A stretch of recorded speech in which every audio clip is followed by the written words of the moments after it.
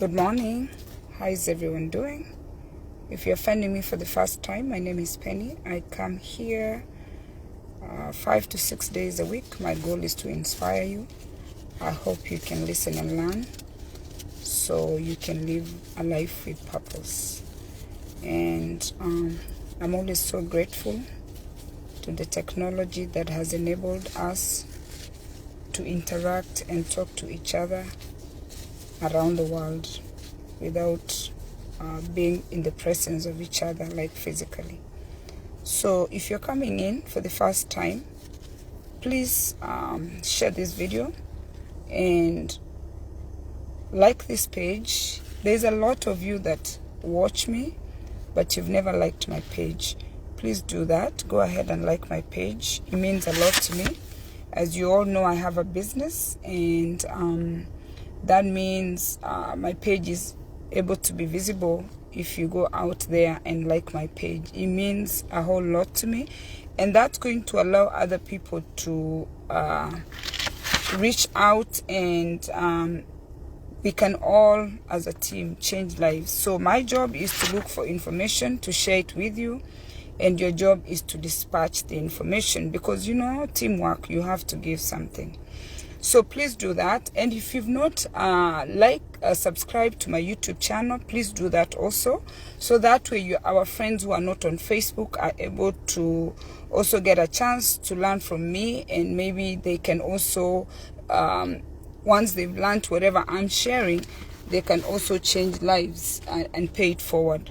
So it is a good morning, and we are going to go straight to our book. We are trying to identify who we are. I'm using this book. This is a very good book, and I bought it for $5 in a bookshop. So if you're in the US, you can find it in the shop called Five Below.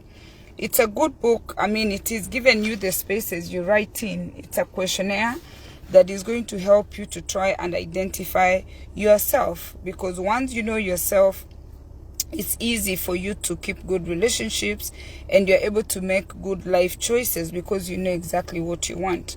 So if you're finding me for the first time, always have your pen and paper, because you know what, you cannot retain everything you're hearing. Once you've cleared your vision, you've decided where you want to go, you need to get a pen and paper and journal, write something down so you can always refer to your notes. Okay, let's go to the questions, so that way we keep this video nice and short. We are asking questions that you're supposed to write down and fill in the blanks. If you've never thought about that, whatever question that we are asking, think about it so you can get to understand yourself. We've been trying to do 20 questions at a time, so that way we can finish this book. It has about 600 questions, so we might never even finish them. Okay, so the first question here today is, what was your favorite book as a child? I don't know if any of you used to read when you were growing up. My generation was the generation that was introduced to the library. We used to have a Kissy library, and we used to go to the library. For me, the book that I always remember, and I remember the character. In fact, even this is how she used to wear her hair. The book was Kadogo at School. Do you guys remember that book? Hello? That book, everybody who, was starting school, was the book that everybody, read. Kadogo at School. And, outside it had hello. So do you have a childhood book that you used to read that you remember up to today? And then the next question is number 2. What is your favorite book as an adult? Do you have a favorite book as an adult? For me, my favorite book as an adult, if you've not read it, that you need to read, is Think and Grow Rich by Napoleon Hill. That is an amazing book. It's a must read for every adult. Number 3. What was your first kiss? For those ones who have kissed. I know some of you who are watching me have never kissed, but do you remember your first kiss? If you've not kissed, at least we've prepared you. You're going to try and remember. Do you remember your first kiss? My first kiss, I remember the kiss. Oh my goodness, I was very dizzy. Oh my goodness. And I thought my mom, we were kissing in the bush. I thought my mom would see me, And I just have to give you that story. This boy, we were walking from church, you know, my fellow Adventist boy, and he said he's going to give me a push. We used to call them a push those days. And then from nowhere, you know, he's about to say goodbye. So me, I'm hugging him. Hey, see, he kissed me. I felt dizzy, and then I looked around the bush. I'm like, did anybody see? And then the funny thing is, you know, this is when you have a conscience. When I got home, I've told you the story before. I went straight to the bedroom. I don't know why I thought my mom saw me. So I'll never forget that. That boy is doing great. He's a successful man of God. But anyway, it's supposed to be a joke. That's why, you know, it's supposed to make you laugh. If you don't remember your first kiss, I am so sorry for you. But it is something that you need to remember, because you will giggle. Because you are probably 15, 16, around that age, if you are one of those naughty children. Okay, number 4. What is one thing you will always say no to? What I will always say no to is domestic violence. For me, domestic violence is no. Hitting someone, another adult hitting an adult is a no. I've always been against anybody inflicting pain on me, and as a child, I didn't like to be hit. So I don't even want to imagine my spouse hitting me. I will always say no to domestic violence. Number 5, has someone ever betrayed you? No. I've never been betrayed, but some of you have been. You need to think about it. What is betrayal? Is somebody that you really trusted, and then they just went and turned around and made a whole mess out of whatever. Like, they really betrayed you. That has never happened to me, but they want to prepare you, and you even imagine what could happen if somebody betrayed you. Okay? What is your favorite way to listen to music? My favorite way is to listen to music in the car. And maybe, you know, when I'm at work, I use my headphones. I always have my headphones. What is your favorite way to listen to music? A lot of you don't know that music is therapeutical. Please, if you don't listen to music, find the kind of music that you like. It eases your brain. It's relaxing, especially if you like a certain kind of beat. So find a way to incorporate music in your life. I think that's what really they're trying to tell you. Number 7. What was the last moment you felt ashamed? Hey, me, I have no shame. I was trying to think about this, so I'm going to leave it blank. But I'm going to try and remember, because I am always shameless. So they're asking you, when was the last time you felt ashamed? I will try and remember, but you know, they want you to go back and look back. Number 8, what is your earliest memory? What can you remember? My earliest memory that I go back and remember myself, I think, in nursery school. And I remember my teacher, Mwarimu Onsare, and I remember the whole, you know, it was a thatched house, like a round house that, you know, we used as a class, and we used to write on the floor. Imagine. And, you know, we used to go to school barefoot. That teacher, Mr. Onsare, I don't even know where I could ever find him. And, you know, he would sit us down and sit us in a circle, and then we used to drink milk. So that is, I remember myself in that kind of setting. So they're asking you, what is the earliest you can remember? For me, it's kindergarten, I should say. 19. If you wrote an autobiography, what would you name it? If you wrote an autobiography, what would you name it? Think about that. Some of you read other people's biographies. What would you name yours? You know, some of you might never write a book, but put yourself in that feeling for one moment. If you wrote a book, what title would you give your book? I'll probably give mine The Chronicles of Penina Ongwenyi from Nyando Chebere. That's a long one.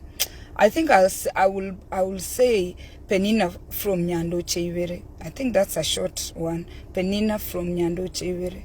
Yeah. That's a quick one, because I really identify with Nyando Chebere a lot, because I spent most of my roots there, and you know, your roots is what holds the branches. So my life revolves around Nyando Chebere. That is where the foundation was laid. If I ever write a book, the outside has to have Nyando Chebere there. So what would you name your book? Okay, number 10. What's the most rebellious thing you've ever done? Ooh, I've done a lot, so I can't just really tell you. What is the most rebellious thing have you ever done? Okay, number 11. Have you always been an active person? For me, it's a yes, because I have hyperactive disorder. Have you always been an active person? If you're not active, please try to be active. And it is, some people are calm. I see some people just sit in one place. It's not good for you, even if you don't have the disorder. Because for me, I'm always active because my brain is telling me to keep moving. I don't know how to sit down. But if you're the kind that your brain is telling you to sit down, make your brain move around. Don't just sit down, because that's how you gain weight. That's how you just start getting sick. Don't sit in one place. Do something. Move around, okay? Number 12, what has been the most critical event in your life?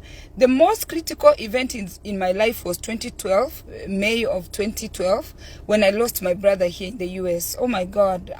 When I remember that, my heart just sinks. Losing my brother, my father had passed away, my other siblings had passed away in Kenya, but losing my brother here in America just dropped my heart. I spoke to him on a Sunday. It was Mother's Day. I chose to spend time with him instead of, me spending time with our children.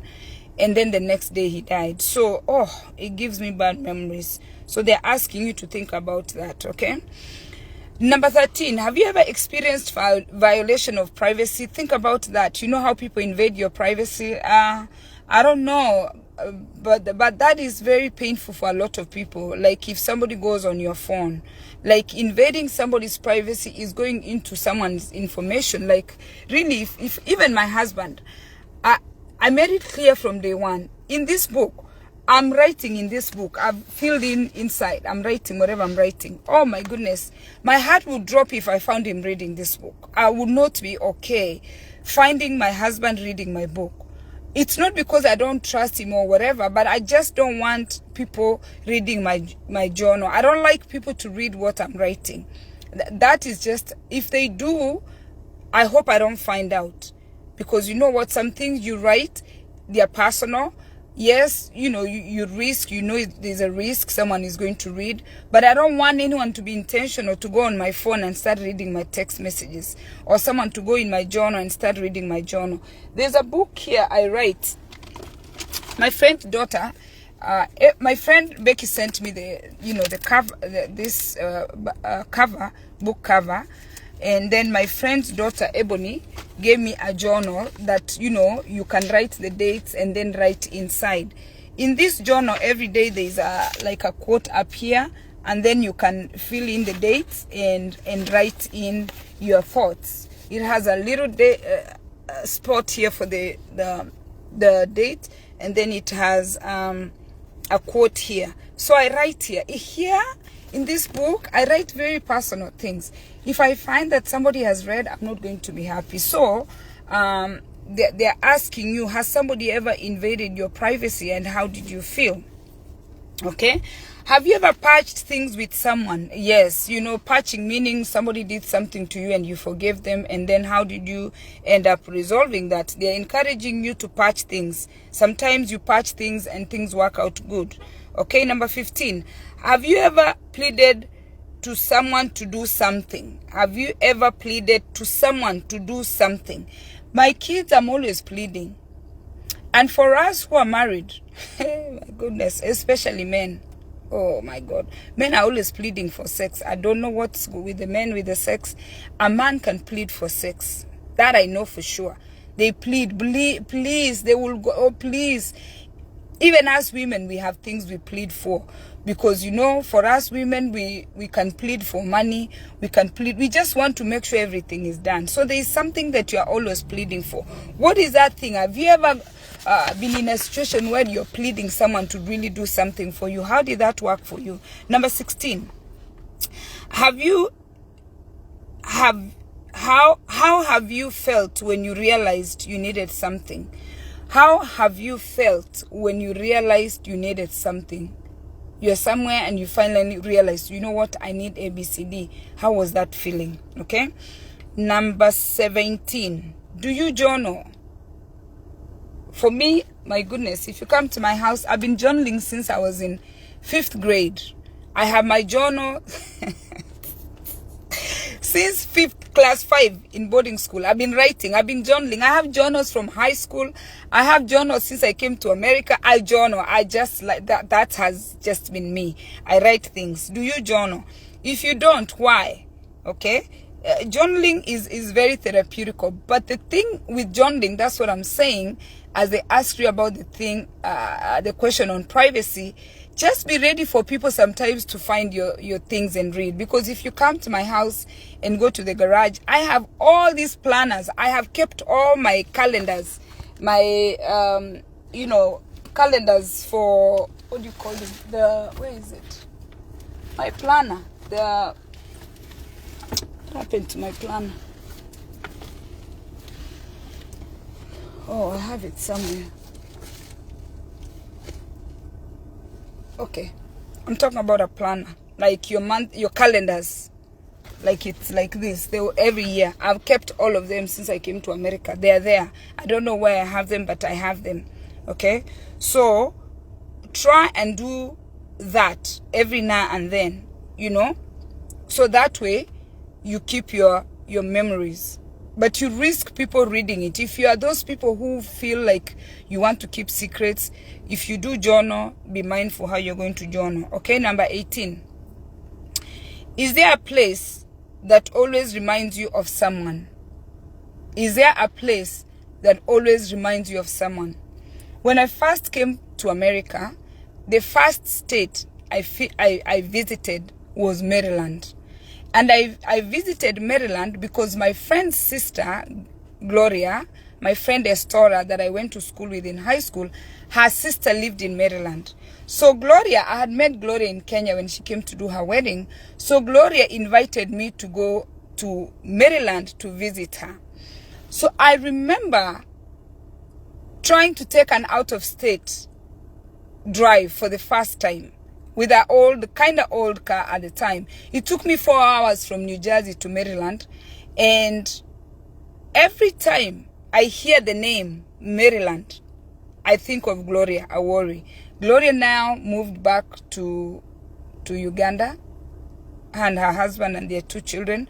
But Gloria, when Gloria's name comes into mind, I remember Maryland. So do you have a place that, you associate that place with someone? You have those memories. In other words, they're trying to tell you, you create memories with people, you go to places, and you will always remember. Now, for those of us, my friends who went with me to Dubai for my 50th birthday for the first time, any of them who went to Dubai with me for the first time, we are always, when they hear Dubai, they'll remember my birthday. They'll be like, Penny's birthday went there. So they are trying to encourage you to create memories, okay? Number 19, when was the last time you had a walk? A lot of us don't walk. Let me tell you, there is great benefits of taking walks. If you've never taken a walk, take a walk. And sometimes walk by yourself, sometimes walk with a friend. Take a walk. Walks are so therapeutical, but people don't know that because they think walking is set for certain people. No, walking is for everybody.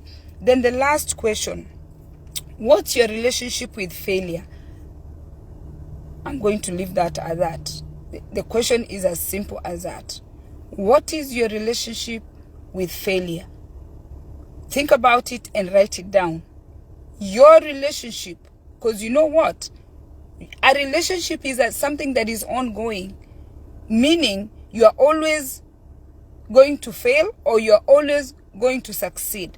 In this question, they are asking you, what is your relationship with failure? Stroke. They've put a stroke. Success. What relationship do you have when you win? What relationship do you have when you lose? Because these two are always going to come in. May the Lord God bless you. Thank you for watching. Please share this video. My goal is to inspire you. My goal is to hope that you listened and you learned one or two things that you're going to pass on to another person or you're going to apply to your life, so that way you can live a life with purpose. We are here to try and learn from each other, and I always tell you, a leader needs a leader.